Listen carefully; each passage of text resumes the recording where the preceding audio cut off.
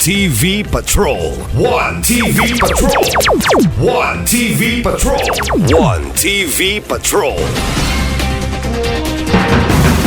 Bagong unom ka mga barangay sa Ozamis, gideklarang drug-cleared barangay. Laing unom na usab ka mga barangay sa Ozamis ang gideklarang drug-cleared barangay sa ADAC o Anti-Drug Abuse Council Region 10. Ang unom ka mga barangay sa Ozamis nga bag-ulang gideklarang drug-cleared barangay mao ang Dimaluna, Pantaon, Gutukanjut, Litapan, Kapukausi ug Gala.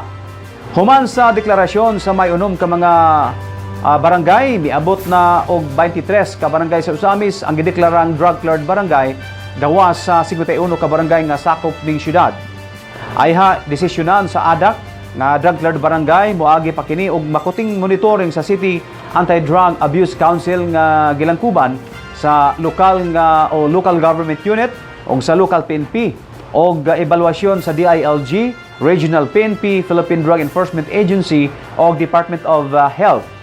Kining kalambuan sa kampanya batok illegal nga droga sa Ozamis gikalipay kaayo ni Mayor Indy Waminal o sa kitibuk ang asenso Ozamis Administration.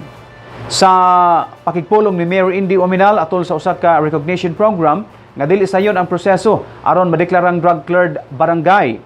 Apan iyang gidasig ang mga lumilihok ug ang katawhan sa Ozamis nga ipadayon ang suporta aron makabot gayud ang gitinguhang madeklarang drug-cleared city ang dakbayan sa Ozamis. One TV Patrol.